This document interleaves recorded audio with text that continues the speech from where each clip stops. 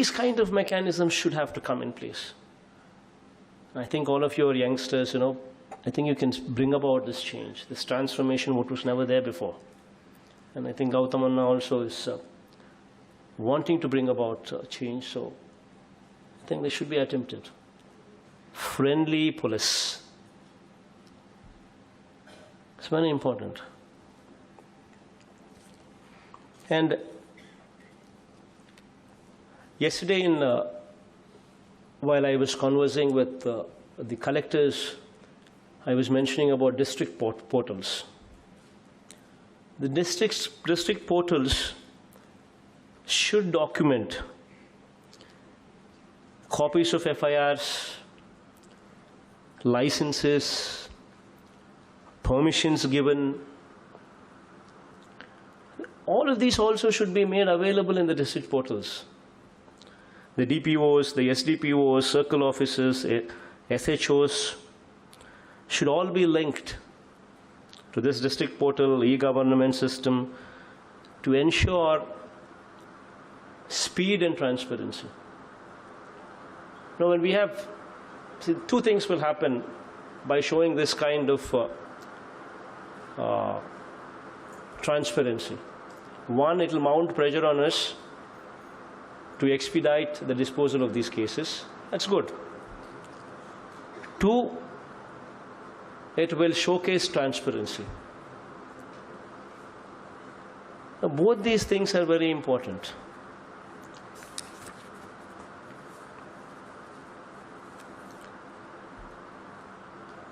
Another important thing what I advise the SPs to do is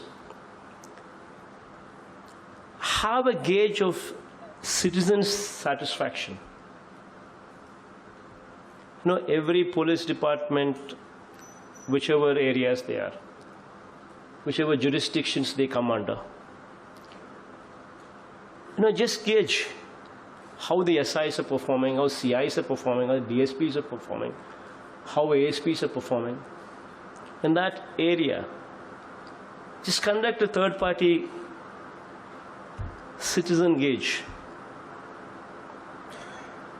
third-party inquiries, so that you get feedback, whether that CI is corrupt, whether that SI is corrupt, whether the DSP is corrupt.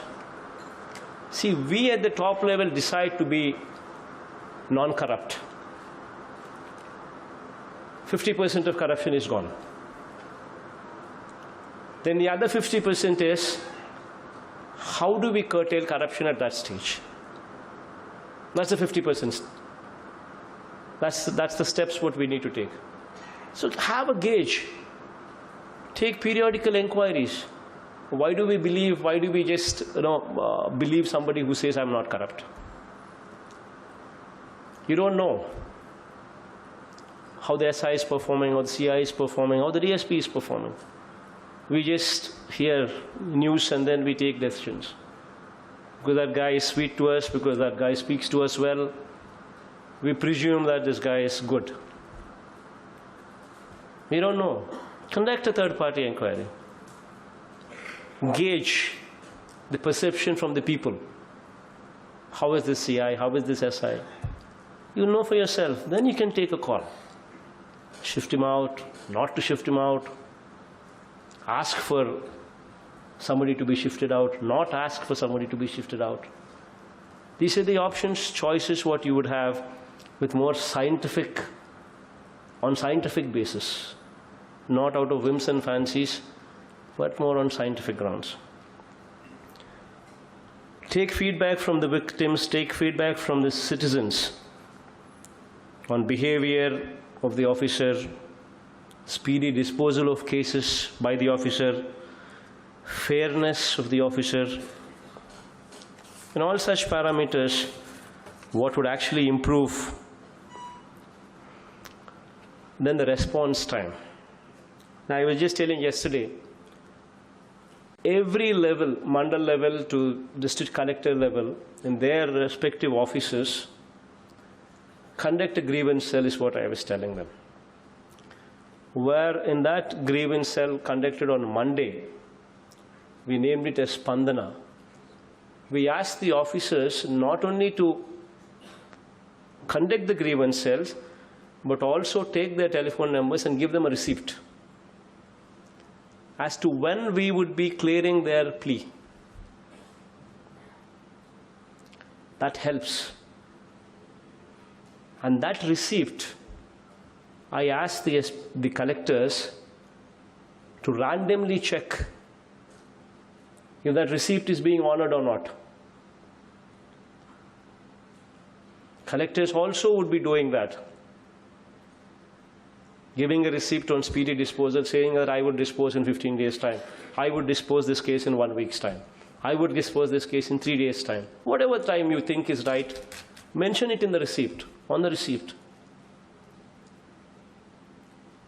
Then it is your duty to ensure that it happens from the collector to the bottommost level. Then the collectors, when they go for inspection, surprise checks, meet the villagers, they can ask for the receipts. They say, has it been done or not? Have the timelines been met or not? It speaks something about the officer that you're dealing with. It speaks something about the credibility that is attached to this disposal mechanism. All that will happen if we can also bring about the same systems in place. No, it's something different. But when tried, it could send a strong message of credibility, of transparency, of speedy disposal. All three in place. I've asked the collectors to practice this. I would also request the SPs to bring it in place. It helps. Let there be, somebody goes to file a complaint. There is someone who receives them with a smile on their face. Somebody attends to them, takes their complaint, gives them a receipt, says that so-and-so matter would be disposed in so many days. There is a sense of confidence that, okay, I am well received, somebody is attending my job. It sends a strong signal. I think it will send a strong transformation signal.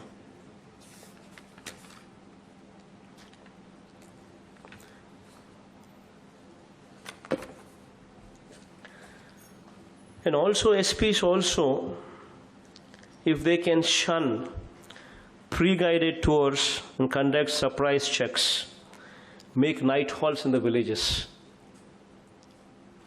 even that would help. Direct interaction with the villages, pay special focus in visiting the localities inhabited by the weaker sections. SP going to a weaker section colony, SPs themselves asking, how is my CI doing? How is my SI doing? Are they doing good? Are you happy with them? It sends such a strong message. SP is doing. And it's not a pre-guided tour. Suddenly it's a surprise.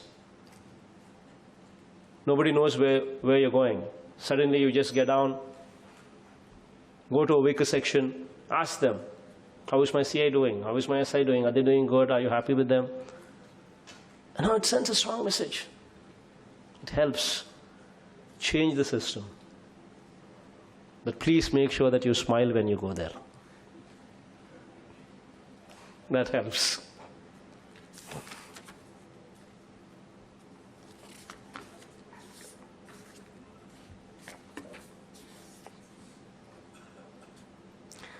Then some of the guidance has come from cyber crimes. Police officials are not fully equipped to deal with these cases. But this is something what is becoming reality these days. Cyber stalking and harassment on social media against women should be given topmost priority. Women are something, if we cannot protect, then I think we're failing in our duty. Stalking, cyber harassment, especially with cell phones coming, at the numbers at which they're coming, all these things have become byproducts. Social imbalance, cyber harassment. We do not have sufficient training at the bottom level. Probably, organize for, training for us even at the topmost level, so that this training could be taken up to the bottommost level. Cybercrime is something this is going to be future. We need to gear up. Check out how other states are doing. Check out how the Western world is doing, how the developed countries are doing, how they're doing, and how are they dealing with it, and how do we deal with it. And then proper training at the bottommost level is very important.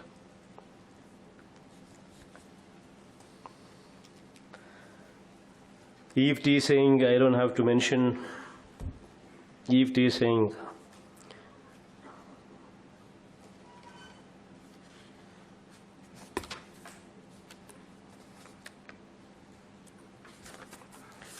Yeah, I guess by and large, I don't think I should go anything beyond this. I think all of you are quite capable. But I just thought, these are the best practices when we say good government, good governance, best practices, good policing, number one policing. I think these are the areas what should be touched. And I have absolute confidence and faith in you. In fact, if you remember right, before even my cabinet was sworn in, I finished recruitment of SPs. I finished recruitment of collectors before even my cabinet was sworn in. And you know how I did it? I just took 3 parameters: honesty, efficiency, and not leaning towards TDP. Of course, I had to do that. Otherwise, the system would get further polluted. Meaning balance, neutral. That means YCP is not in power, that means somebody would be leaning towards YCP, obviously. It's only going to be the ruling party that people would be leaning towards at best. The reason why I did what I did was, last 5 years, the system collapsed.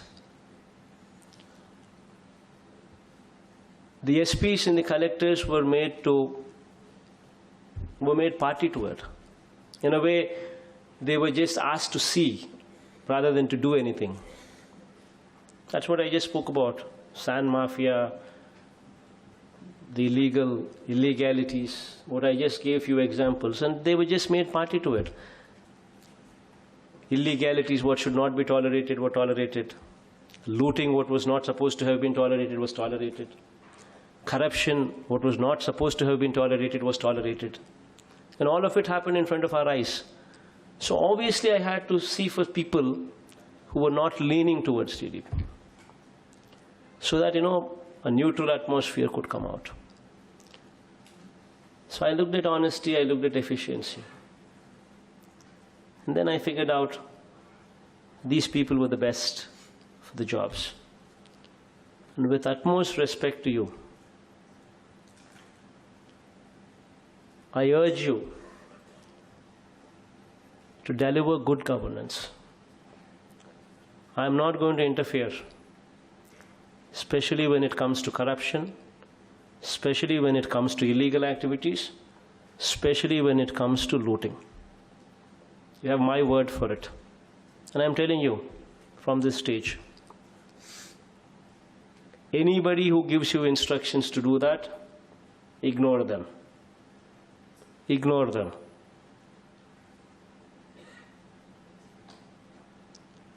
But rest of the areas,